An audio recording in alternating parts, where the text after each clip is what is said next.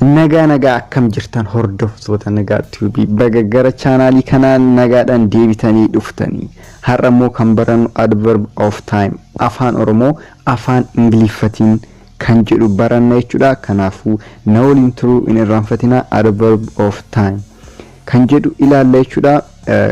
Adverbiiwwan yeroodhaan wal qabatan ilaalla jechuudha. Tokkoffaa gara video keenya osoo seenin dura warroonni haaraa taatan akkuma beekame subscribe gochuun hin irraanfatina. Akkasumas video keenya yoo jaalattan ammoo like gochuun hin irraanfatamu. Akkasumas hiriyoota keessanii ni fayyada jettanii yaaddan share godhama jechuudha. Amma gara video keenya seenna.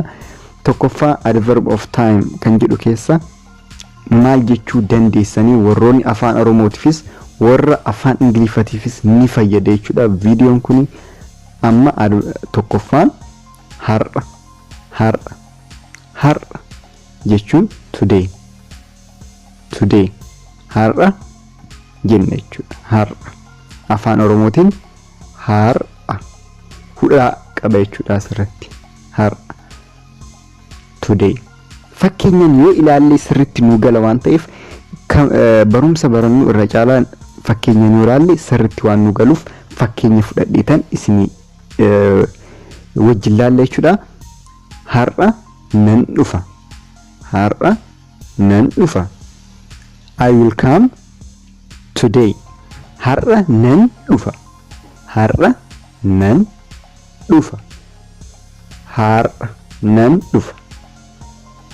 Har'a jechuun today jechuudha.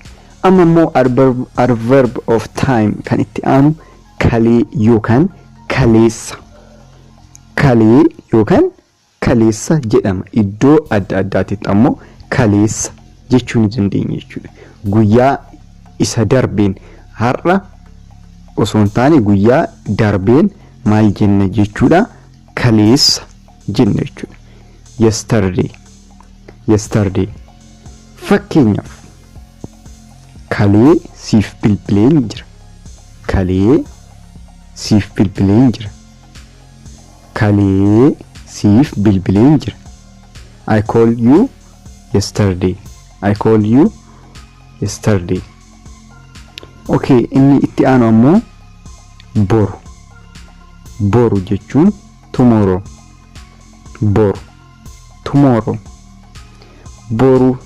Okay, fakkeenya nu ilaallu boru wal yaa agarru.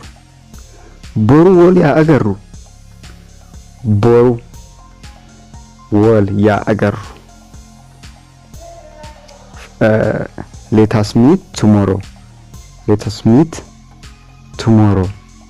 Boru wal agarru jenna jechuudha. Inni itti aanu ammoo adverb of time kan jedhaman keessa amma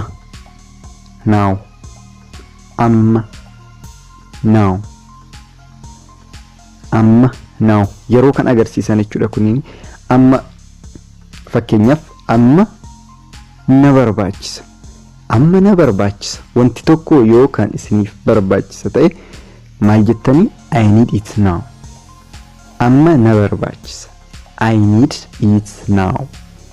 Amma na barbaachisa jenna jechuudha. Kan itti aanu immoo yeroo sana. Then yeroo sana yoo jenne kan darbe ta'uu danda'a jechuudha. Yeroo sana then fakkeenyaaf yeroo sana hin deemne. Yeroo sana deemtee turte jedhee namni osoo gaafate fakkeenyaaf maal jettee deebisuu dandeessa jechuudha. Yeroo sana hin deemne. I didn't go then. Jenna jechuudha. Warroonni afaan ingiliffaa barachuu barbaadanis asirratti barachaa deemtan jechuudha. Chaanaaliin kun warra afaan ingiliffatis akkasumas afaan oromootis akkasumas ammoo warroonni afaan amaariffatis baruu barbaadan ta'e afaan amaariffaatiin afaan oromoo baruu barbaadan isineen ni fayyada waan ta'eef hundi keessanuu ilaalaa. Kan isirraa eegamu video like akkasumas ammoo subscribe gochuudha. Itti fufna jechuudha. Ammas gulana yookaan iddoo adda addaatitti gulantuu jedhama. Gulana later gulana later gulana nan bilbil gulana nan bilbil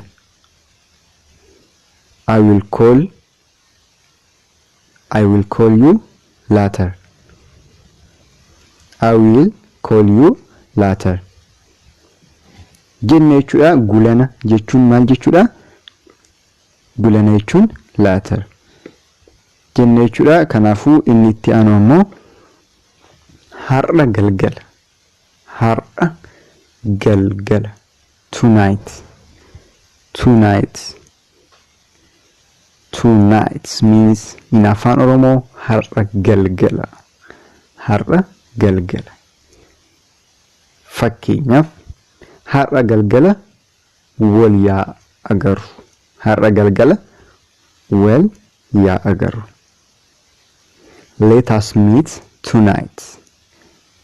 let us meet tonight inni itti aanu ammoo ammuma right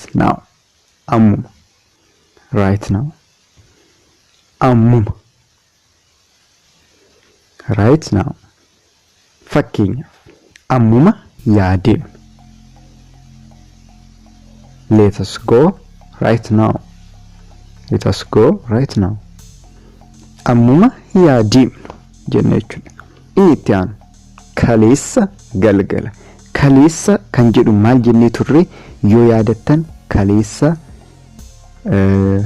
yesterday kaleessa mean in English yesterday kaleessa galgala yoo jennu galgala night last night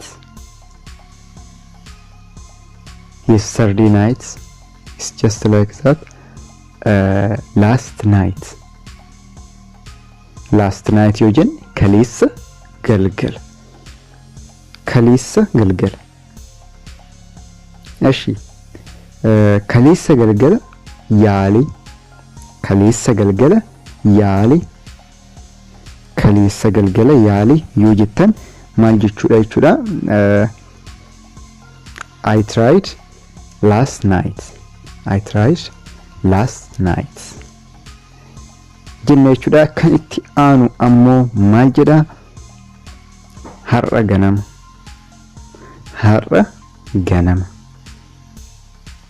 har'a means today har'a ganama this morning har'a ganama gahan they arrived this morning har'a ganama gahan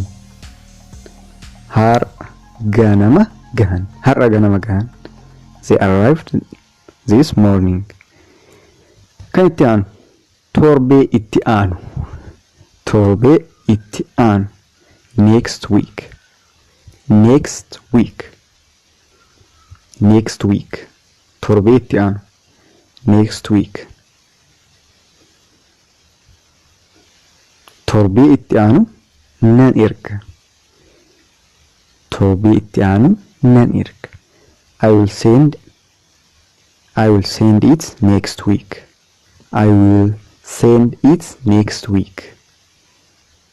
I will send it next week torbee itti aanu nan erga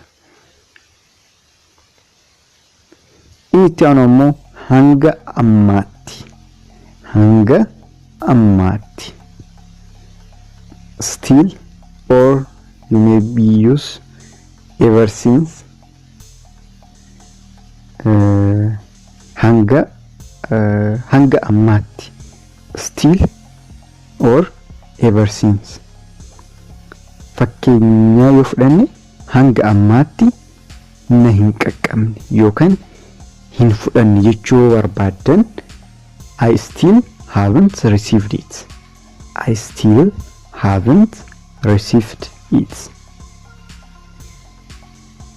maybe email ta'uu danda'a fakkeenyaaf email nan geenye yookaan nan qaqqabne jechuu barbaadan akkana jechuu dandeessan jechuudha I I still haven't received it jechuu ni dandeessanii. Inni itti aanu ammoo ariitiidhaan immediately, quickly or fast kan jedhu kun isaan waliin kan deemu ta'uu danda'a. Fakkeenya yoo fudhanne ariitiidhaan hin konkolaachisin. Ariitiidhaan hin konkolaachisin. Don't drive too fast. Don't drive too fast. Ariitiidhaan hin konkolaachisin. Konkolaachisuu means to drive. Don't drive too fast. Yeroo dhiyoo keessatti. Kan itti aanu ammoo yeroo dhiyoo keessatti. Soon or before long. Okay, fakkeenyaaf yeroo dhiyoo keessatti nan dhufa. I am coming soon. Yeroo dhiyoo keessatti nan dhufa. I am coming soon. Kanuma jechuudha. Akka irraa fayyadamtan abdiin qabaa. Viidiyoo keenya irraa akka irraa fayyadamtan like gochuun moo inni irraanfatinaa viidiyoo like gochan namoota biraatiifis akka ga'u godha jechuudha. Kanaafuu viidiyoo like gochaa baay'ee subscribe warrin godhin immoo subscribe gochuun hin irraanfatamu. Waan hanga ammaa na waliin turtaniif baay'een isin jaaladha. Bakkuma artanitti nagaataa baay'ee.